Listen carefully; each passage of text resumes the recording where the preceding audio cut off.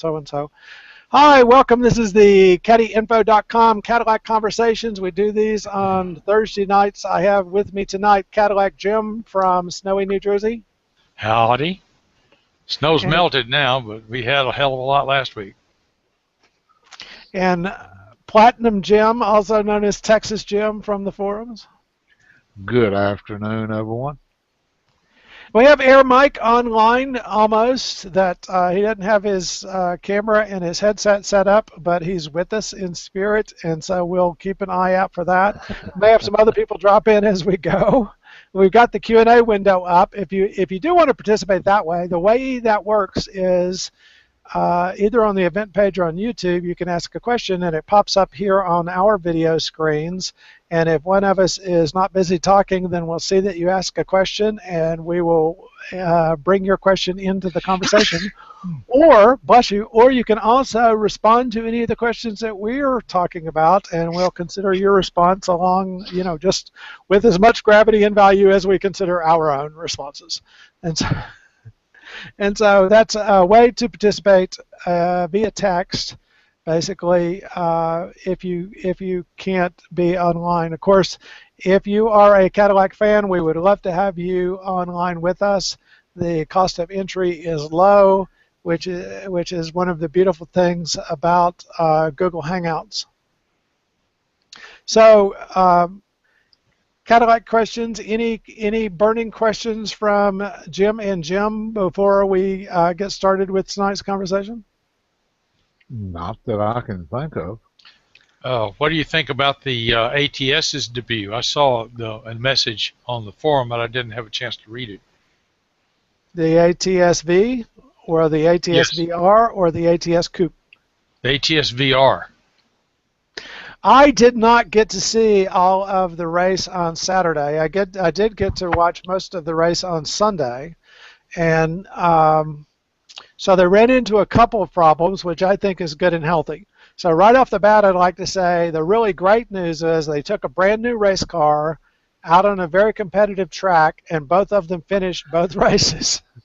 That I don't know if you remember when Cadillac was racing this Jim at Le Mans. Vaguely. I was but not a big fan. Just bringing a new race car and putting it on the track and running the entire race. And O'Connell came in third place in the first race and seventh place in the second race. And Pilgrim spun in the first race and then didn't finish in the second race. But so what Andy said is they discovered that their traction control was not controlling traction when they got in the heavy rain. And that caused his spin in the first race. In the second race, someone tapped him from behind, which could happen to anybody anytime. There's 50 or 60 cars on the track, which is the joy of this type of racing. That's also one of the nice things about this type of racing. One of the great reasons that Pilgrim and O'Connell do so well, because they're very experienced drivers, and so a crowded track plays to their strength. But so Andy had a hard weekend. Also, after he got going again, his windshield wiper stopped. So he's driving through cats and dog rain, no windshield wiper. Just trying, that's like driving with. That's not so bad above 80 or 90 miles an hour, but it's in the corners where you need to see clearly, and that's where you don't have the wiper. Well, but in heavy traffic, when you've got rooster tails of water coming down, then basically you're constantly changing your lens through the windshield, right? I remember trying to drive from Charleston, South Carolina to Georgetown, South Carolina in a rental car in which the windshield was covered with tree sap. And so the only time I had acute clear vision through the window was if I turned on the windshield washers for just a moment while the extra layer of water was on. It corrected the view through the windshield. And so all the way back, I would drive for 2 minutes and then hit the washer. And I even stopped and tried to clean off the sap, and it was to no avail. The sap was permanently adhered to the window. Now, this might sound stupid, but one of the best things to clean that sap off your windows, a Coke. A what? A Coca-Cola? Coke on it. Pour Coke on it and then Ice scrub it Coke with paper on? towels. Well, great. And I've always heard newspaper was perfect, was the ideal thing to use to clean glass for whatever reason. I guess because the newspaper is so rough, or it's the right level of roughness. Well, that's if your glass is already clean. Like, Oh, I see. That's for polishing if your glass is clean. yes, Gotcha. yes, it'll make like the newspaper and Windex. Use Windex and So, newspaper, and it'll make your glass just almost disappear. well, perfect. Then I'll get busy with that. So one But of the but things on the Yeah. but bugs or tree sap or Coca-Cola is one of the best things you can use. well, see, and I love Coca-Cola, so you think I would know that. So there you go, Coca-Cola. Um, so the ATS VR runs in the GT3 class. It's got about 600 horsepower. It's lighter than the previous cars, and is custom. Of course, again, custom made out of a production car for the racing. So I'm very much looking forward to the ATS VRs this season, and I was happy with their first weekend out of the box that they were competitive. Yeah, that's the way I feel about it. But I didn't know the details. I wasn't loose this weekend, couldn't watch. There were two things that were interesting during the race. A McLaren ran out front in the second race, which was interesting. Either they've got some homologation issue there, because the McLaren wouldn't naturally be faster in the rain, I don't think, unless they normally run too hot. It may be that they're it wouldn't be a heavier car, but normally they run their tires off and they didn't have to worry about that in the rain because, and I don't know if they said the only cars on the track were the Acura TL that was all-wheel drive, and the Acura TL was catching up from the back all the way through the race because the all-wheel drive in the rain was a good match. But O'Connell had some issues with his car, is why he ran 7th in the second race. And he was soldiering along, but you could tell that he wasn't at 100%. And that's what Andy made a. If you follow him on Facebook, he gave a good commentary on Facebook about his view of the entire race and what went well and what didn't go well. I considered sharing that out to the forum, but I felt like it was his, so I didn't want to. I'll have to send him a note and see if I can borrow that and share it with everyone so that you see the same thing. But he's good about two things. He'll post his view on how the races went and so on. And the other thing is he'll share. When someone else posts a picture of him at one of the races, then he'll reshare it on Facebook so that everyone else can see and so on. And so I enjoy seeing the reader pics or people post where they took a picture of them at the race with Pilgrim. And he has his foundation is focused on getting people to pay attention while they're driving, like no inattentive driving. So I'm excited about the ATS VRs, and I think it's going to be a good season for them. I think it's a good look for the car. I'd like to see Cadillac do more ties between the racing car and the street car. One of the things I said with the previous race cars is I'd like to see them offer the wrap for the racing cars on the street cars for free. In other words, offer customers the wrap, Mm-hmm. the race car wrap. If you'll put it on your car, we'll give it to you. And I can help them set that up. If they need a CaddyInfo connection, I can hook you up with that. I know a place here in town that does car wraps, and I can get that done. And so if you're looking for, gosh, that's a good idea, Bruce, but we don't know how to do it, call me, because I can hook you up. I saw a rugged-looking sport ute in a parking lot one time, and it had a wrap on it that looked like metal plates bolted together, and the bottom foot was a bunch of human bones with an occasional skull mixed in. And I was looking at that, and one of them offered over to me and offered to put that wrap on my CTSV. I'm more likely to put something like "Have a nice day" on my CTSV. I am not a road warrior. Now, someone on Jalopnik asked what I thought was a very, very interesting question. And the joy of the ATSV. The ATSV has the 455 horsepower twin turbo 3.6 liter. It has the lightweight of the ATS. You can get it with a 6-speed manual transmission instead of the automatic, which you can't do with the current CTSV, with the new CTSV. But why would you pay $60,000 for a brand new ATSV instead of $50,000 for a used CTSV? Well, that's probably going to hurt the ATSV sales for a while, because there are going to be a lot of people dumping their 2-year-old or 3-year-old CTSVs to get the latest greatest thing, the new CTSV or The even 640. the ATSV. Yeah. Now, So that's going to depress prices for the late model CTSVs. You hear me, Texas Jim? Yeah. and wagons. Yeah, and And MJ. G wagons. Yeah. Now, what would you think about adding horsepower numbers to the car names? So the new one would be called the CTSV 640. Well, I think that might be a mistake. They tend to hold the horsepower constant on the drivetrain for several years.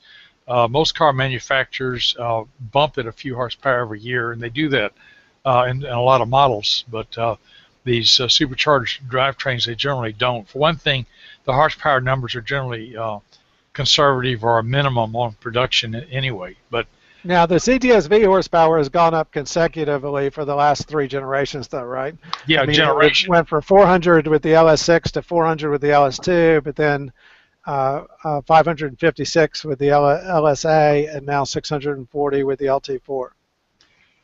I don't know. I don't like So the there idea. you go. That's, we would have had the CTSV 400, the first generation, the CTSV 556, the second generation, and the CTSV 640. Right. Now, see, I thought... Now, one little thought on that, as long as they don't wait too long between generations when they do that, there is some people, like Jim mentioned a while ago, that always has to have the latest, greatest thing. And if that's an identifying that I've got the new one and you don't type thing, they'll jump right on it. Yeah. there's some, a certain bunch Well, of you'd people still will have the jump year right model on it. changes year to year to year, regardless of whether you're changing the horsepower number. Now, I would have told you 3 years ago, after the LSA came out, the LSA I felt like was GM's big gun in the horsepower wars. Everybody else was doing 450 and creeping up on 500, and GM came out of nowhere and said, hey, we'll put a 556 or a 620 horsepower engine on the table. And I would have told you right then, this is GM's warning shot that they're telling the other manufacturers, you cannot win a horsepower war, so give it up. And now the Dodge came out with the Wildcat models that have, 700 horsepower? Yeah, 707. Mm-hmm. So does that surprise you that GM hasn't answered with the 700 horsepower engine? No, because Chrysler's not a threat. People don't think of it the same way. They thought that the Viper was going to eclipse the Corvette, and in 2 years, the Viper became a footnote. So I kind of think not. Of course, they had to bring back the Z06 to wipe, to match the Viper and surpass it. But I still remember a Car and Driver review of a Viper said it is a little difficult to control. He says, like you're doing the 0 to 60, and he says, now you're in your lane, now you're not, yes, now you are, like that. That gave you the idea that you better have a lot of lateral space before you nail that thing. And Mike, if you see the Q&A buttons, if you want to hit the Q&A and say hi, just so we know that it's working for you, then good. And that'll give you an opportunity to play with that. And I know what Texas Jim's answer is, which is going to be the same answer Mark Donahue gave, is that you don't have too much power unless you're laying rubber all the way to the end of the straightaway. Pretty much. I don't have anything to add to that. If you can read this, you're close enough to be heard.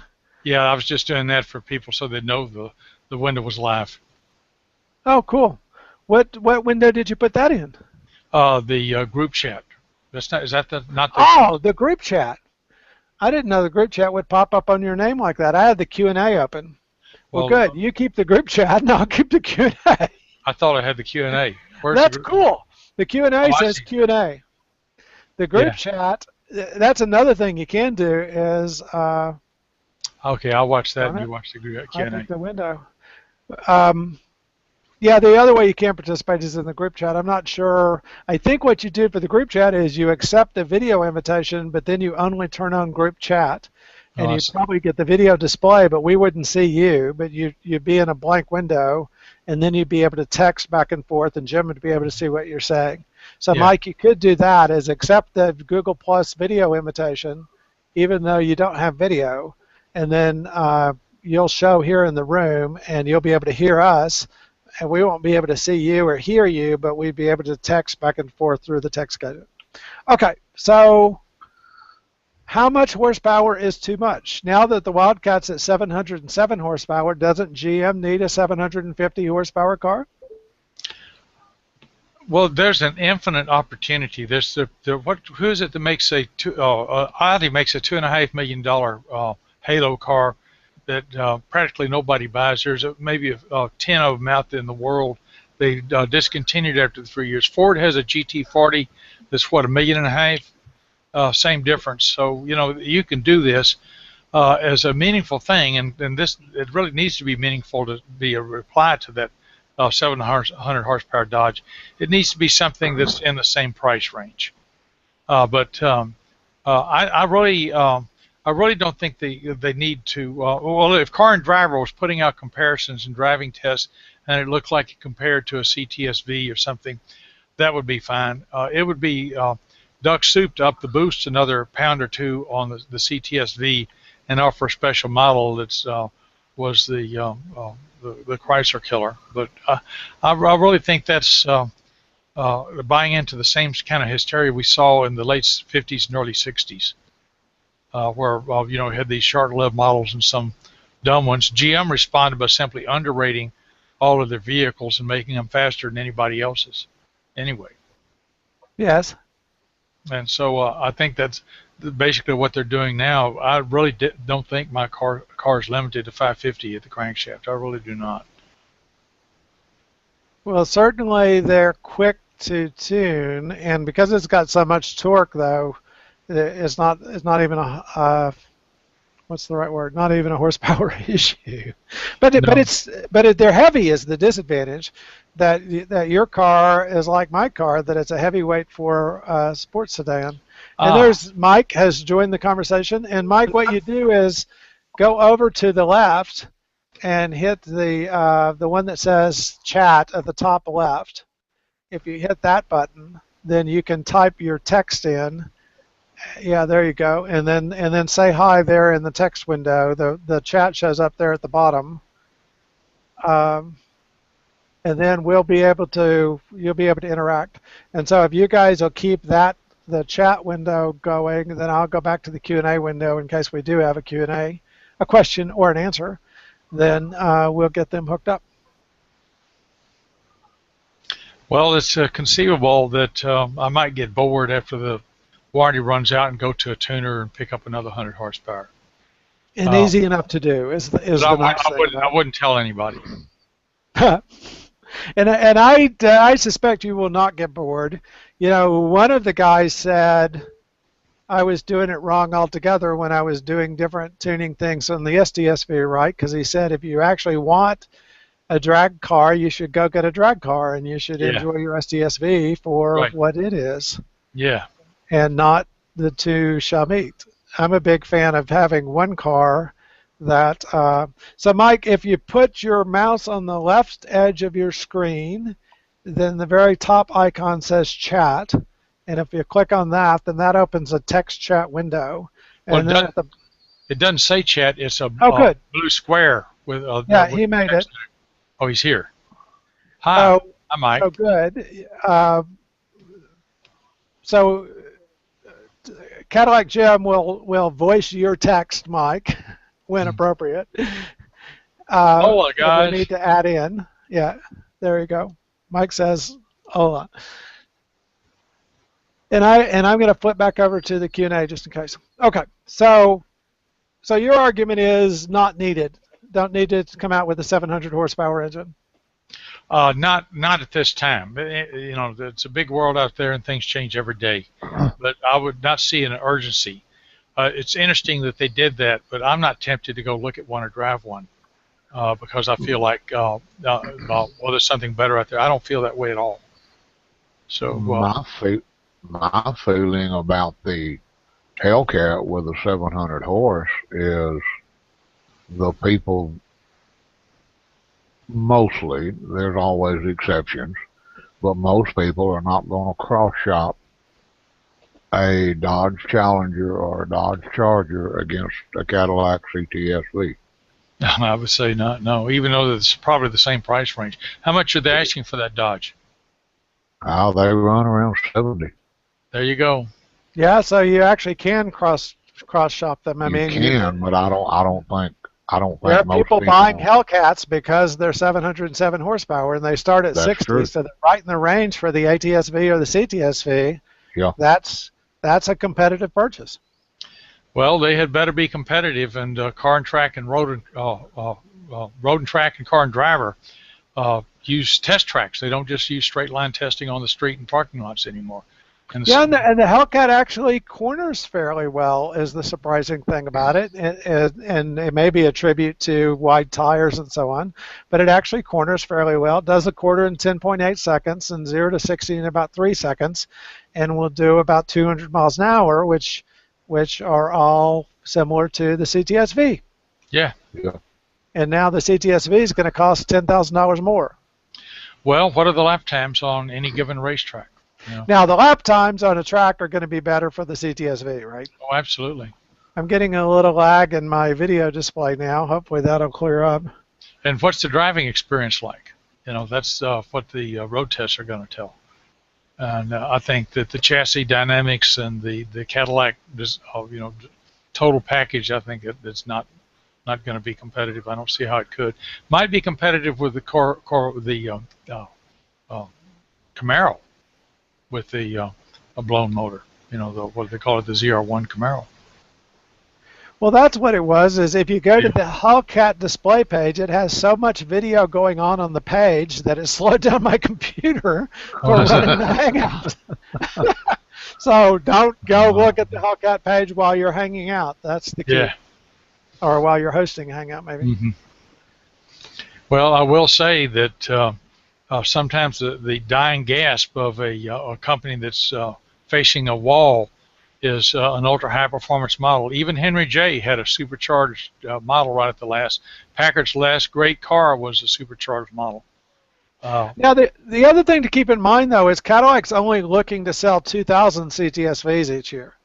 Yeah, it's not a moneymaker. It's a halo car. It's not a big seller. And so every one that you can sell, you're ahead. Now, I absolutely agree with them using the LT4 engine, and I suspect they were surprised with Dodge getting 707 horsepower out of their supercharged Hemi, right?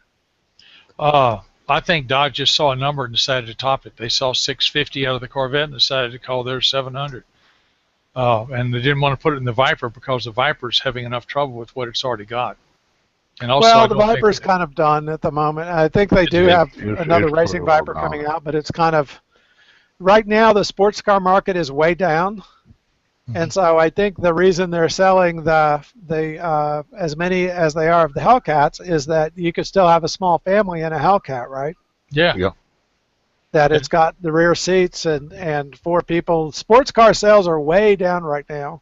BMW is trying to decide whether to not come out with the Z4, and actually they've said that they're going to team the Z4 is their little 2-seat convertible.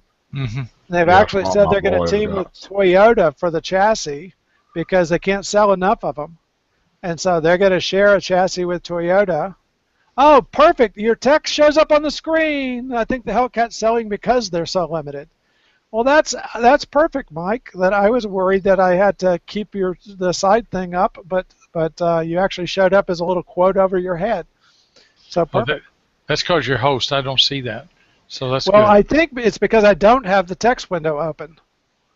In other words, the only way I'd see the text is this way because I have the Q&A window open.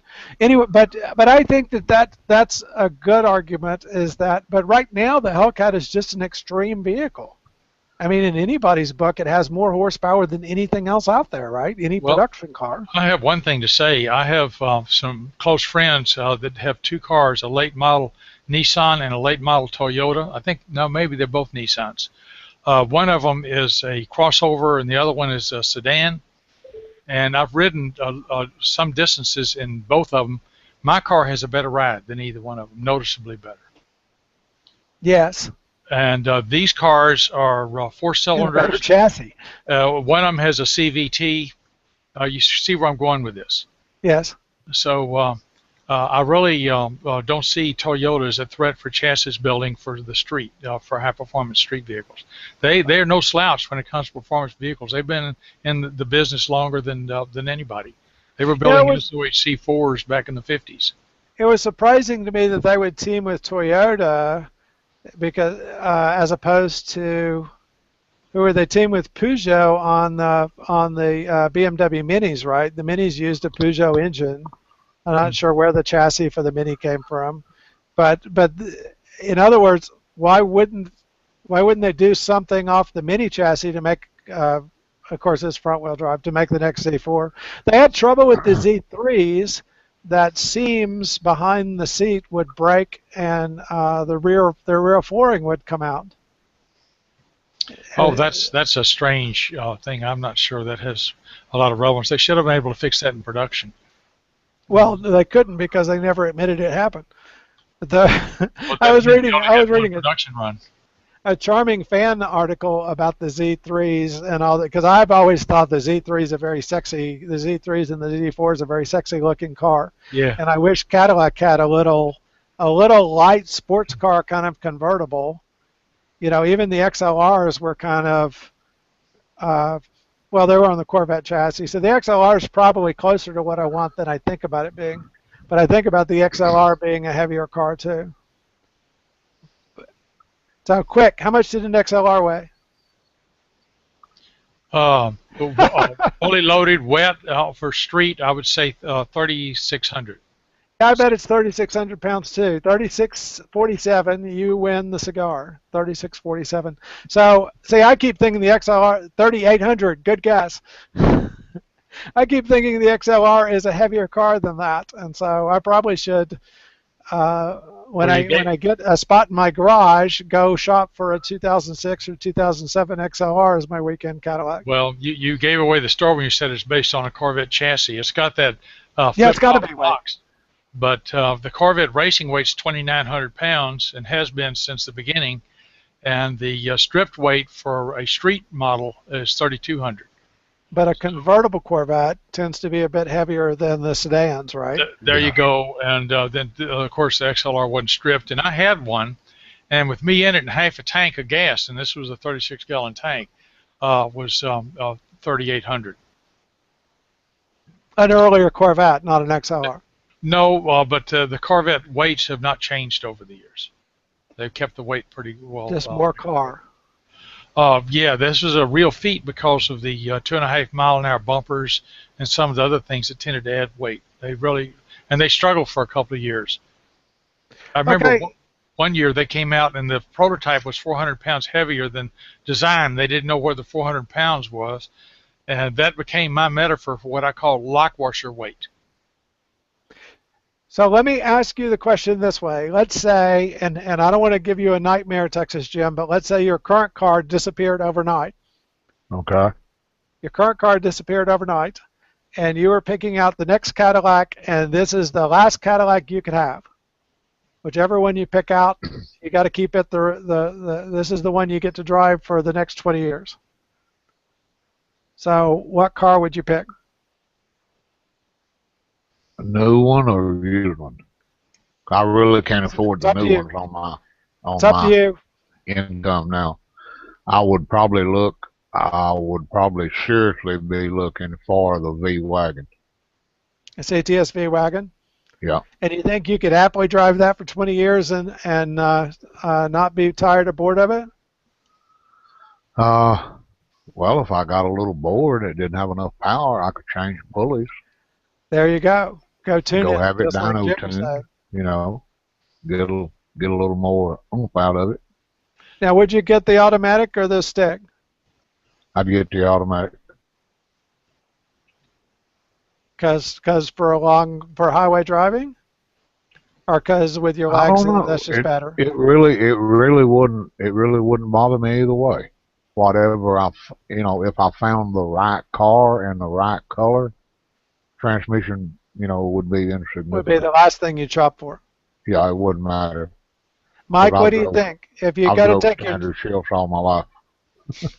I think I'm interested in. I think a standard stick car would be more fun to drive in my next Cadillac, and so I'm trying to. And that's one of the disadvantages of the XLRs is they didn't offer any sticks. Mike, what do you think? You gotta get your next Cadillac and drive it for 20 years without getting bored. You have the car that you'd want, but it doesn't have a stick. So you keep your car. Okay, part of the premise was you couldn't keep your current car, but you get another car identical to your current car. Yeah, the XLRV, but it's an automatic. Yeah. Now, do you shift your automatic a lot? Do you use the manual shift feature of your automatic a lot, Mike? Almost never.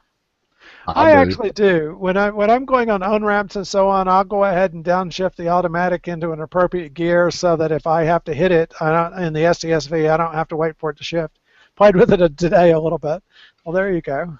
I found that it gives you a lot better control when you nail it, because if you don't use it, then it'll downshift to give you the gear that gives you the most power, and a lot of times that breaks the back end loose, and then it upshifts to Yes. compensate, and so it's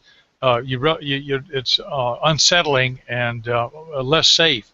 If you have enough time to plan it, well, then I would prefer the slap to the right and hook back, or just reach over to the paddle, nothing else. Yeah, I'll almost always keep mine over in sport mode anyway, and so then it's just a matter of grabbing, pulling it back to get it down a Mhm. gear.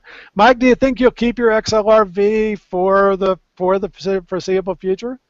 I mean, is this question really your plan already? Yeah, and his answer was yes.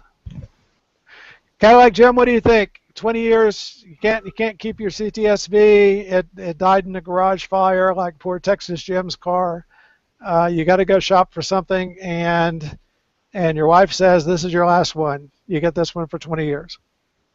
The new CTSV. And leave your wife at home so she doesn't know you wrote a check for it. Well, I thought the question basically said that it's whatever you want, it's in reach for Well, 1 month. I think that because if you're buying a car for 20 years, then the cost becomes the less of Yeah, your problem. yeah. The And cost it's per kind of a mile is going. trade about how old a car you get versus when you take a 20-year view, if you see what I mean. Do you want more Hmm. maintenance or do you want more front end costs? Hmm.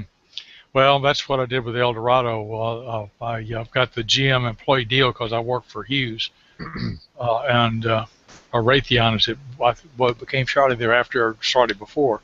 But I got the GM employee deal. Probably it was not as good a deal as I would have negotiated out of online with the dealer in Las Vegas, say, or something, because I know what their numbers are, and I'm willing to shop for a dealer that'll give them to me. But nevertheless, it was local, and they serviced the car, and I walked out with the car, and I had the financing ready to go because, as I said many times, I was there to buy a Corvette, and I wanted to write a check and drive it out. Instead of Or the Eldorado, yeah. yeah, and the Chevrolet dealer was not doing business that way, and the Cadillac dealer shoved enough money off the table to do a clearance of the 97s. This was the 98s had been out a couple of weeks, and so they were anxiously clearing out their last 97s. And they had one that was loaded. They had a black that I'd rather have, but it didn't. That needed too many things, so I insisted on everything. The only thing they could find was this red one, and I didn't like the color.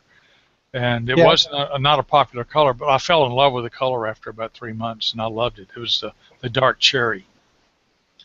But nevertheless, well, there you are, and there you are.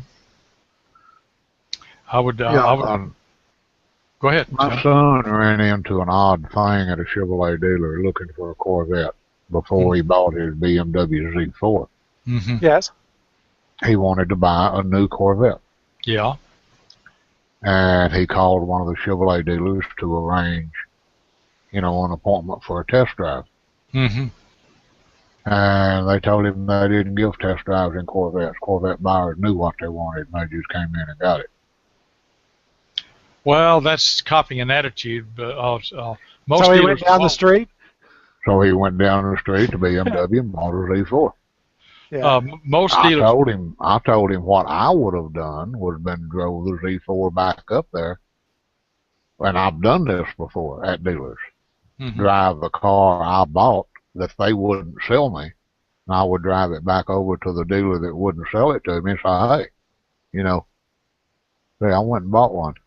You could have sold it to me, but you wouldn't. So I What's, went and bought it somewhere else. Yeah, I would have done what's that the too. line from Pretty Woman? Big mistake. Big mistake. Well, the dealer that I was at would have let you have a test drive because the way they did business is they kept 2 demos in stock and had 2 young guys, and they let them drive them as their own cars. Right. They would they had to sell them before they had 1,800 miles because under California law, the car had to have 1,800 miles on it or less to be sold as a new car or titled as a new car. Otherwise, it would be titled as a demo or used car. Now, so one of the things, of course, the ATS-V would have And more they gadgets. wanted me to drive it. They wanted me to drive it. However, the cars they wanted me to drive did not have the rally suspension, did not have the high performance motor, and there was no way I was going to consider it. One guy insisted that I get in and push the clutch pedal to see how. I was not impressed by pushing the clutch pedal on a small, even the new LT1 V8. It was a '98. What can I say? My history. I was not impressed with the damn clutch pedal. I had metatarsal problems with my left foot after I put that 66 Corvette on the fast clutch adjustment because the clutch pressure was about 90 pounds. But it was a sharp throw, and I liked it that way. And, you get me in and push that little thing, and it felt like my 41 Chevrolet.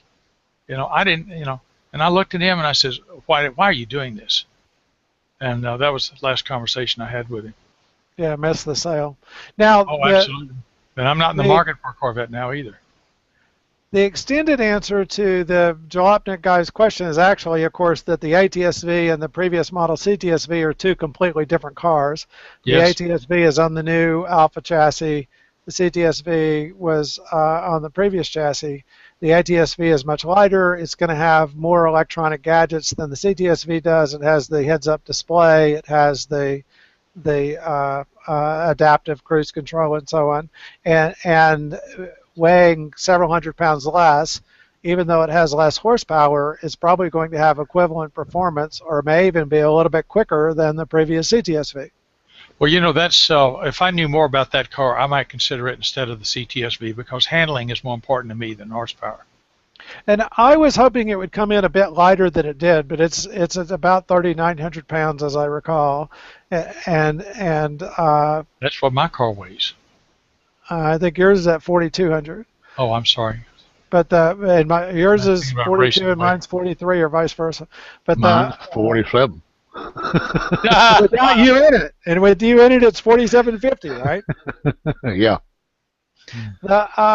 So they're actually 2 completely different cars. That the CTS-V is going to be more like a Panzer. Yeah. Mike says he thought his XLR-V was heavy, but the CTS-V is going to be more like a Panzer, and the ATS-V is more small circuit car, right? A tight handling circuit car. Well, that's saying a lot because my car outhandles anything else on the road, including the small cars. But one of as I say, I love the driving dynamics of my wife's ATS, even though it has a much lower horsepower to weight ratio, just because it feels like a go-kart to me that it's so much lighter than my car is. Well, if I drove, it's 800 pounds lighter. I'm going to change my answer then. I'll certainly consider the ATS-V, and if the handling is that much better than the CTS, I would probably go with that. And what we'll end up needing to do is drive both of them as close Yeah, as to back as possible so that we can absolutely. tell. And you guys are much more sensitive about that than I am. I'm always happy in every Cadillac I drive, and Cadillac Jim can tell everything about it. Hmm. Well, I would have to find a dealer that would be interested in doing that. You live close to Crest and have a relationship with him. The dealer that's closest to me, you know the interesting and extended relationship I've had with those people, and the people on the floor are quintessential professional polished car salesmen, and they look upon me as a butt to put in a seat. Hmm. And Now, Mike's they're not going to sorry. give me a test drive in a car that they don't want more than 5 miles on before they sell it. Yeah. Crest has been really great as a sponsor for the site, and they've Mhm. been really great about weekend test drives where I could bring the car out and really take it through the paces. Mike's question was, hey Bruce, do you put your shifter in sport mode all the time? And the answer is yes. For most of my commute through traffic, I keep my automatic in sport mode, and then but let it shift automatically. And then in specific circumstances, I'll go ahead and manually select gearing. Now, a subtle note with that is I've actually reprogrammed my manual selector so it will shift if it gets to the top of the RPM range. So in other words, if I put my car in first gear at a light and then I roar away from the light, when it gets to red line, it will go ahead and shift to second and then burn rubber in the process, but go ahead and shift to second and off I go. And it's also set to where if I have more than 50% throttle in first, it won't shift early to second. It will hold in first all the way to red line, and then shift to second. The I thought natural that's behavior, I thought that's the way the sport mode behaved anyway. the sport mode, the sport mode favors gearing, but once you go into manually shift mode, the default is that it will not shift unless you Period. tell it to shift. And It'll so go to a red line and just hang there. It'll just and stay hang right there there at waiting red line. for yeah, That's and that's horrible. well, it also firms up the suspension, Mike says. I think I can choose a firmer suspension, but it doesn't. Just putting the transmission in sports mode, I don't think firms up my suspension. No, I have a But separate button for that. yeah, but the XLRV and the STSV, of course, are very different cars, even though they share the LC3 engine. Yeah, I think the XLRV is more similar to your car than mine. It was about the same, the same. They overlapped, had the same basic motor, except for boost level and so forth. It was so I think that the LSA was a different animal than the supercharged North Star, the drivetrain. They share the transmission hydraulics. Yeah, I've had car fever because I was planning to replace my STSV this year. That was kind of my plan, and I have the money in my hands. But what I've decided to do is hold on to it, since the STSV is doing great. I'm going to set the money aside and invest it for a bit, and then wait and see what's available next year. Okay, so you may go with the ATSV, the STSV, or a model not yet announced. Well, I think the main choices right now would be if you could get I'm sorry, CTSV. an ATS 2-liter manual for around 30, or the CTS V Sport when it comes to the low 40s. It ought to be around 40 next year. Oh, I Or see. then a used CTS-V you can get in anywhere from 40 to 50, right? Mm, And the ATS-V and the new CTS-V, well, maybe there probably won't be enough of them out that I'll find a use with next year. I do think the CTSV prices will be depressed for about 3 months once the new CTSV comes out. And that could be the time, right? Is Yeah. is but the what's got me stuck a little bit is even though your car has significantly more horsepower than my car does, I think they're too similar. The two cars are too similar to sell one and buy the other one. Well, your car and mine, the field is almost identical. They drive very, very much the same. Yep, Uh, yep, yep. the horsepower Sigma chassis difference. between this one and that one. You've got the magnetic suspension, which is better, and you've got the more horsepower. You're missing the heads-up display and the blind spot detection and so on.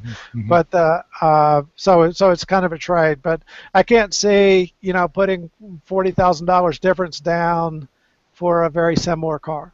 Right.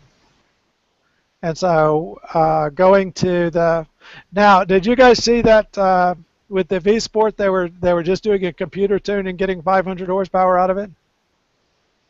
I posted that in the forums where Livernoise Motorsports strapped one down, got about what you'd expect for horsepower, and then put a tune on it and picked up 80 more horsepower at the wheels. What was the tune? Just one of their custom. They called it a 93 octane tune. Oh, I basically see. just Chip. did a normal tune and pulled 80 horsepower at the wheels out of it, which means you have a nice 500 horsepower CTS-V Sport for 40,000 instead of 50,000. That car's got everything. It's already got the Brembo brakes, but it has the smaller engine. So you don't, instead of the CTS-V, you get the 3.6 liter twin turbo. Now I don't need to run back and forth to Arkansas since unfortunately my parents are both passed away now, but I'm still sensitive to. I'd rather have a 25 mile per gallon car than a 19 mile per gallon car. I don't see that much difference between 19 and 25, and besides, I get 20 on the road. And I do. I get a little bit more than 20, but on a good day, I've gotten 22 or 23 in the STS-V, but I still think, it's still like a new ATS will get 30 miles per gallon on the highway. Yeah. And the 0 to 60 time is not that different from my STS-V, which is, the STS-Vs had trouble, the magazines had trouble getting them to 60 in less than 5 seconds. And the ATS is the 321 horsepower ATS is just a little bit slower than about 5.4 seconds. Now, of course, the ATS-V is going to be a 3.5 second car, and the CTS-V is going to be a 3.5 second car. So, well, mine's 3.7 seconds and 12 flat in the quarter. I think I'll just be humble. Well, we need to have one of those forum contests where before somebody sells their car, we get everybody in the forum out on the track, and we see side by side in the same car on the same day who can hustle it to 60 miles an hour quicker. Oh, I'll take your money. And if I get really mad, I'll bring my Suzuki. Yeah, platforms. Well, that doesn't tell us anything if you're on your motorbike. Yeah, Mike says let's do it on the quarter instead of to 60 because 60 is too soon. And I actually did have to do that where I started stretching my test to 70 because that told me more than the 0 to 60. And oddly enough, what I found in all the testing I've done, I always thought the problem was how much wheel spin did you have at launch and how did you get it off the line. But what I actually found is there was more of an impact by how much the computer pulled back based on whatever was going through the computer's mind in back-to-back runs than there was difference in my 0 to 10 time. The 0 to 10 time might change from 0.92 to 0.94, and the run might be half a second difference. Yeah, because your speed at the end of that 10 run. Yeah, most of your time you're spending going to red line, right? And so once you get off the line at all, then there was more impact in what the computer, how the computer felt about the heat of the car, the air that was going through it, the octane rating of the fuel, how the cylinders were consistently firing, and so on. That had a greater effect on the 0 to 60 time than how much wheel spin I had. I have a rump motion that transfers weight as my foot goes down, and I have almost no wheel spin. And an incredible weight transfer and a lunge like you wouldn't believe. I'm not sure I quite hit the floor until about 30. But I have almost no wheel spin the way I do things. I don't believe in wheel spin. It's basically wasted energy and it's not performance. And right. I've developed driving habits all my life to avoid it. But certainly, if you push the gas to the floor in the CTSV, it will spin its tires all day long. Oh yeah, yeah. I remember when I first got mine. Some guy doing 60 and a 40 came up behind me after I did a right on red, honked the horn and scared me, and I involuntarily, floored it, like the El Dorado had just come down to low and move, and this one came down to low and fishtail to 60 before I could get my foot off of it. And I was going about 25 when the loud blat, and I saw the big headlights in the mirror. Right. No. But that was I only had the car a week or two at home, and up to that I've been driving it on the road. I was very comfortable with it at speed, but I was still learning to drive it, around corners and under 30 and stuff. But I very quickly got out of my old El Dorado habits and developed a new set of driving habits. And one thing I've had to do this winter is look at the outside temperature and the surface of the road in front of me to decide what to do, because the traction is dependent on those two things. If it's above 35 or 40 degrees, it's not so big a deal, but at the colder temperatures, it does lose traction. Now, I did take my STSV out in the snow with my summer tires and my rear-wheel drive and my 500 horsepower tune, and it did just fine. Yeah. I stayed 30 feet away from every other car by choice, because I think the biggest danger in Texas is every other car on the road. Yeah. Right, Texas Jim? Yes, sir. Yeah. And so I stayed 30 feet away from everybody else, and I had my choice of parking spaces in the parking lot because every sensible person stayed home. But the other snow day, I took our SUV out instead, because if there's a lot of snow, the STSV will act as a snow plow, and the cars will dig ruts and they'll stack up the snow in the middle, and the STSV will plow through it. And so I took the SUV when we had a lot of snow, but in the ice it did just fine. Yeah. Well, that's good to hear, because I think that's the weakness of summer tires. They're supposed to be slicker than deer guts on a doorknob on ice. Now that is something else that I use the manual shifting for. Is in the CTS it actually had a snow mode on the 5-speed. In the CTS there was a snowflake button that you could push that, and what it would do is lock out first gear, and it would shift more softly. And so in the STSV, at some points in the snow, what I did is when I was at the stop, I would go ahead and shift it into M2 for second gear, and then drove it that way, so that you could ease away over the ice instead of having too much wheel spin. I don't recall a snowflake symbol anywhere on my car. No, I think yours has the 6-speed like my car, and the same thing. You could manually put it in snow mode just by starting in second gear instead of first gear. Yeah. Because that's effectively what the snowflake did, is it locked out first gear. So if you were to stop, it started in second. Well, with a light foot and a 4-to-1 low gear, you can do the same thing if you just have the feel and the instinct to deal with it without taking off in second gear. Oh, absolutely. That not that I don't trust my feel, but that seemed like so that we were all on the same page. Yeah. If I made sure I could not start off in first gear, then there was no question. Yeah. I have kept you on for 54 of our 30 minutes, and so thank you to Mike Air Mike from the forums for being able to join us. Air Mike, any last things to share with our audience?